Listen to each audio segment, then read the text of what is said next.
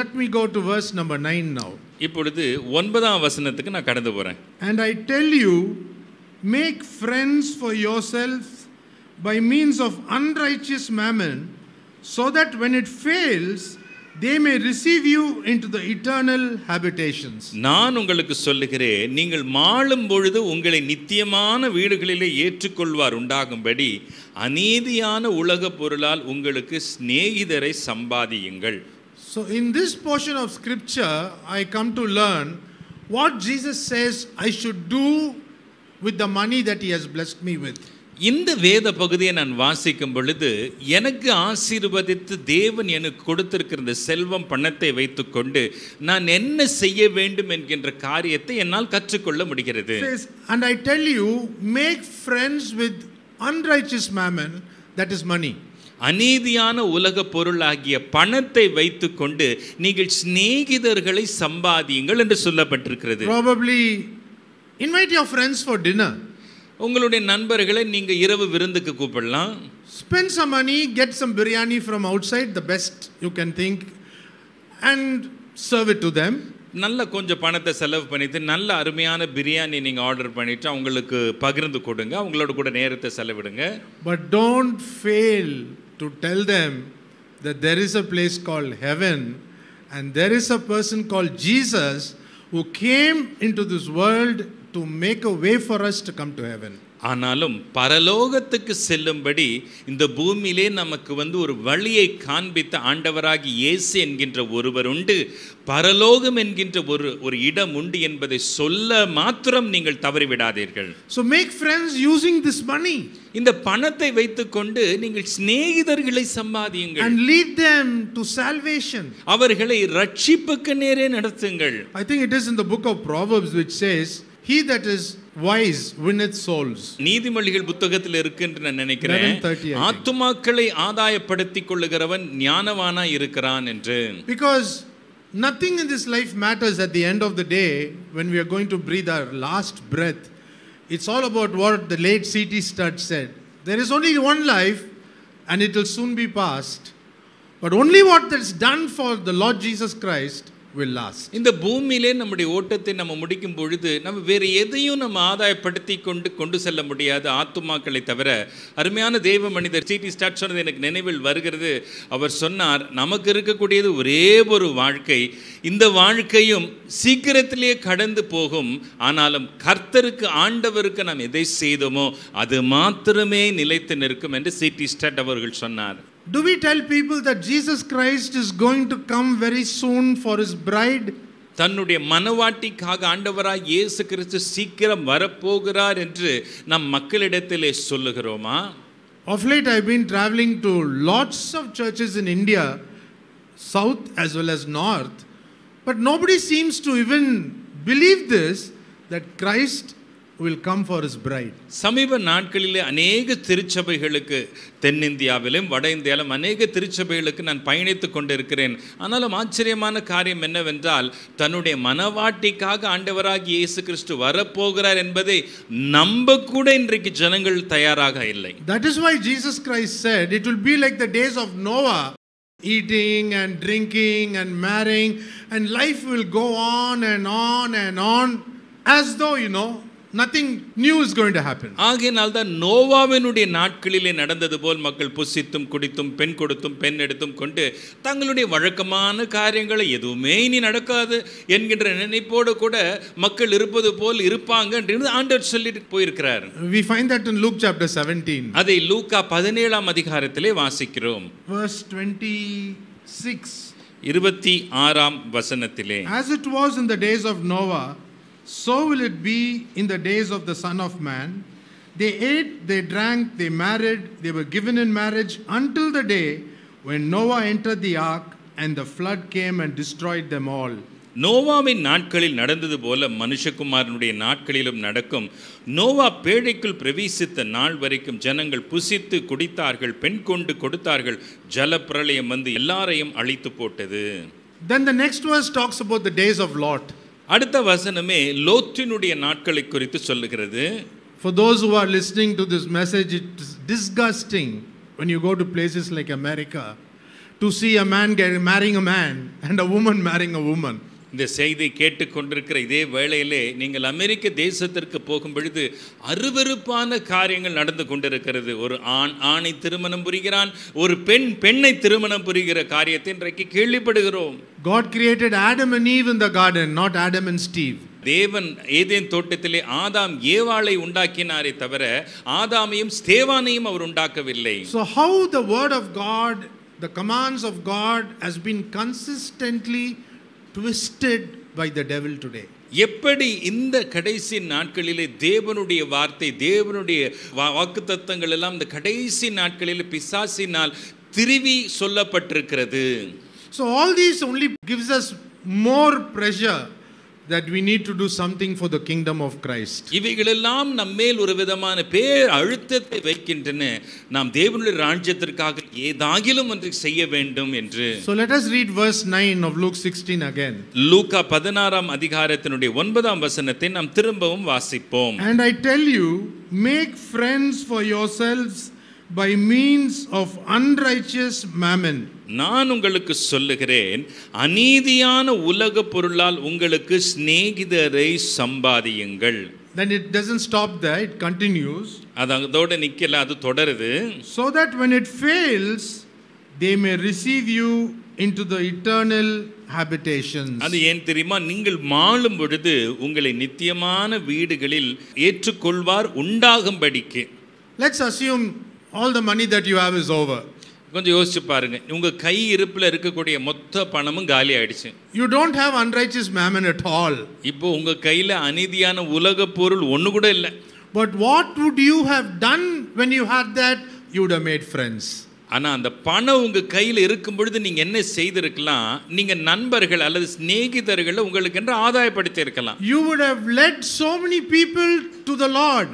அநேகரை நீங்க ஆண்டவருக்கு நேரா அந்த பணத்தை செலவழிச்சு வழி நடத்தி இருக்கலாம். Now these people might have died before you died, and they would have gone to heaven. ஒருவேளை இந்த ஜனங்கள் எல்லாம் உங்களுக்கு முன்பாக மரித்திருக்கலாம், மரித்து அவங்க பரலோகமும் போயிருக்கலாம். So when it is your time to go to heaven, நீங்களும் மரித்து நீங்க பரலோகத்துக்கு போகும் நேரம் வரும் பொழுது, as you walk in, நீங்க உள்ளே பிரவேசிக்கையில் all these people whom you led to the Lord by spending money and sharing the truth, they will all clap hands and receive you and tell Jesus, this was the guy who told us everything about you, Lord. நீங்க பணத்தை செலவழித்து யார் யாருக்கெல்லாம் சுவிசேஷத்தை சொல்லி ஆண்டவர் பக்கமா நடத்துனீங்களோ, இப்போ அவங்க பரலோகத்தில் நின்று கொண்டு விரல் நீட்டி காட்டி சொல்லுவாங்க இயேசுவின் இடத்துல, ஐயா இந்த மனுஷர் தான், கரங்களை தட்டி சொல்லுவாங்க, இவர் தான் எங்களை ஆண்டவர் இடத்துல சத்தியத்தின் இடத்துல நடத்தினார் என்று அவர்கள் இயேசுவின் இடத்துல உங்களை குறித்து சொல்லுவார்கள். It so happens that the translation at that part is a little bit abstract. அங்கே சொல்லப்பட்டிருக்கிற கொடுக்கப்பட்டிருக்கிறது மொழிபெயர்ப்பானது ஒரு விதமான முழு விவரத்தையும் சொல்லக்கூடியதாய் நமக்கு இல்லை. Eternal habitations. அது என்ன சொல்லுது? நித்திய வீடு, அவ்வளவுதான். Heaven. அது பரலோகத்தை. For us we are thinking of heaven, not hell, right? நாம எதை குறித்து நினைக்கிறோம்? நரகத்தை அல்ல, பரலோகத்தை தான் நாம யோசிக்கிறோம் இல்லையா? So here Jesus Christ is actually teaching us how to use your money or how to invest your treasures in heaven while you are in this earth. இந்த பூமியிலே நீங்கள் வாழ்ந்து கொண்டிருக்கிற நாட்களிலே உங்களுடைய பணத்தை நீங்கள் எப்படி பயன்படுத்த வேண்டும், நீங்கள் பரலோகத்தில் அந்த பணத்தை எப்படி முதலீடு செய்ய வேண்டும் என்பதை ஆண்டவராகிய இயேசு கிறிஸ்து போதிக்கிறதை நாம் பார்க்கிறோம். I don't want to keep my money on this earth and then take off. பூமியிலே என்னுடைய பணத்தை எல்லாம் சேர்த்து வச்சு அல்ல ஒதுக்கி வச்சு மறைச்சு வச்சு பிற்பாடு நான் புறப்பட நான் விரும்பல. We are all talking about the rapture, right? எல்லாரும் ரகசிய வருகை குறித்து பேசுறோம் இல்லையா? Maybe on the way up I might want to turn back and look like Lot's wife. ஒருவேளை போகிற வழியில லோத்தினுடைய மனைவி போல நான் திரும்பி பார்க்கணும்னு எனக்கு என்ன வந்துருச்சுன்னா, ஐயோ இவ்வளோ காசை வச்சுட்டு வந்துட்டோமே, அதையும் செலவு பண்ணியிருக்கலாமே ஆண்டவருக்காக. So I'm quite clear on what I want to do with the money that God has given me. தேவன் எனக்கு கொடுத்திருக்கிற அந்த அநீதியான உலக பொருள் அல்லது பணத்தை வைத்துக்கொண்டு என்ன செய்ய வேண்டும் என்பதை குறித்து நான் தெளிவாக இருக்கிறேன். I'm working fast to win as many souls I can and to inform all the people that Jesus Christ is coming very soon for his bride. எவ்வளவு வேகமாய் என்னால் வேலை செய்ய முடியுமோ அவ்வளவு வேகமாய் நான் ஊழியத்தை செய்து அநேகரை ஆதாயப்படுத்தவும் விருகிறேன். எத்தனை பேருக்கு ஆண்டவர் சீக்கிரம் வருகிறார் என்று சொல்ல முடியுமோ அத்தனை பேருக்கு சொல்லவும் நான் முயற்சித்துக் கொண்டிருக்கிறேன். This is a challenge today.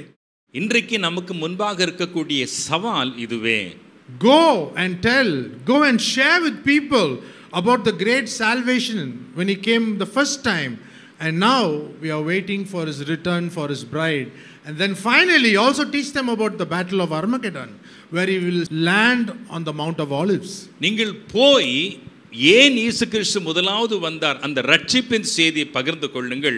பின்பு ஆண்டவராகிய இயேசு கிறிஸ்துவினுடைய வருகை சீக்கிரம் வரப்போகிறார் என்பதையும் சொல்லுங்கள்.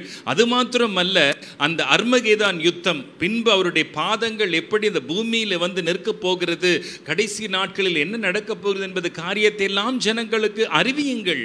In short, சுருக்கமாய் சொன்னால், use this unrighteous mammon to win souls, so that Christ would give you a great reward. இந்த அநீதி உள்ள உலக பொருளாகிய பணத்தை ஆத்துமாக்களை ஆதாயப்படுத்தும்படி பயன்படுத்துங்கள். ஏனென்றால் அதன் நிமித்தமாய் ஆண்டவர் உங்களுக்கு பெரிதான பலனை தரும்படிக்கு. I recently spoke on the subject on 7 things to do before we take off on the rapture. நாம் ரகசிய வருகையை எடுத்துக்கொள்ளப்படுவதற்கு முன்பாக நாம் செய்ய வேண்டிய 7 காரியங்கள் என்ற தலைப்பிலே சமீபத்திலே நான் பேசினேன். I think the first one is forgiveness. Forgive everyone. அதுல முதலாவது நான் நினைக்கிறேன் மன்னிப்பு. எல்லாரையும் மன்னிச்சிருங்க. That is what Jesus did on the cross. அதுதான் ஆண்டவராகிய இயேசு தன்னுடைய சிலுவையிலே தொங்கிக் கொண்டிருக்கும் போது செய்தார். He said, Father, forgive them, for they know not what they do. Do you think they did not know what they did? பிதாவே இவர்களுக்கு மன்னியும், தாங்கள் செய்வது என்னதென்று அறியாது இருக்கிறார்கள் அவர் சொன்னாலும் அவங்க செஞ்சதை அவங்க அறியாமலே செஞ்சாங்க. He is God, he knows. அவர் தெய்வங்க, அவருக்கு தெரியும் அவங்க தெரிஞ்சுதான் செஞ்சாங்கன்றது. But the way to the Father, the way to heaven, first thing forgiveness. ஆனாலும் பிதாவுக்கு போய் சேர வேண்டிய வழி, பரலோகத்துக்கு போக வேண்டிய வழியினுடைய முதல் புள்ளி மன்னிப்பு. The second point I think I shared with you is use your money wisely for the kingdom of God. இரண்டாவது நான் உங்களோடு கூட பகிர்ந்து கொண்ட குறிப்பு, உங்களுடைய பணத்தை தேவனுடைய ராஜ்யத்திற்கென்று புத்தியாய் ஞானமாய் செலவிடுங்கள். You need to ask the Holy Spirit, where do I deposit?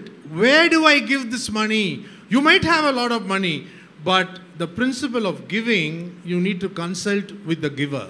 ஒருவேளை உங்ககிட்ட நிறைய பணம் இருக்கலாம், ஆனால் அந்த பணத்தை கொடுத்தவர்கிட்ட நீங்க ஆலோசனை கேட்கணும். ஆண்டவரே, இது எங்க கொடுக்கணும், யாரிடத்துல கொடுக்கணும், எங்க இதை சேமித்து வைக்கணும் என்பதை அவரிடத்தில் ஆலோசனை பெற்றுக்கொண்டு நாம் செய்ய வேண்டும். Now having said that, now let us read verse number 10. அதை நம்ம இத சொல்லி இருக்கிறேன், ஆனாலும் நம்ம 10ஆம் வசனத்திற்கு கடந்து வருவோம். He who is faithful in a very little is faithful also in much, and he who is dishonest in a very little is dishonest also in much. கொஞ்சத்திலே உண்மை உள்ளவன் அநேகத்திலும் உண்மை உள்ளவனாய் இருக்கிறான், கொஞ்சத்திலே அநீதி உள்ளவன் அநேகத்திலும் அநீதி உள்ளவனாய் இருக்கிறான். In one place Jesus says, to whom much is given, much will be required. ஒரு இடத்திலே இயேசு சொன்னார், யாருக்கு அதிகமாய் கொடுக்கப்பட்டதோ அவனிடத்தில் அதிகமாய் கேட்கப்படும். So on judgment day, இந்த நியாய தீர்ப்பு நாளிலே, it is my prayer that we don't spend a lot of time in that gundu. அந்த கூண்டில் நின்றுட்டு ரொம்ப நேரம் அவருக்கு பதில் சொல்லிட்டு இருக்கணும் அப்படின்ற சூழ்நிலைக்குள்ள நான் இருக்கக்கூடாதுன்னு நான் நம்புறேன். I have nothing to say. It's all spent. That's what Paul says, be spent, you know. அது எனக்கு சொல்றதுக்கு ஒன்றும் இல்லை, எல்லாத்தையும் செலவழிச்சு, அது பவுல் சொல்லுகிறார் இல்லையா, செலவு பண்ணவும் செலவழிக்கப்படவுமே நாம் இருக்கிறோம். That is what we are for. அதனால தான் நம்ம இருக்கிறோம். So we can't take anything with us to the eternal habitations. நித்திய வீட்டுக்கு நம்மோடு கூட எந்த ஒரு பொருளையும் நம்ம கொண்டு போக முடியாது இல்லையா? Apart from our character, all we can take is the work we have done. நம்முடைய ஆவிக்குரிய குணநலன்களை தவிர, இந்த பூமியிலே நாம் செய்த ஆத்தும ஆதாய பணியை தவிர வேறு எதை நாம் கொண்டு போக முடியும்?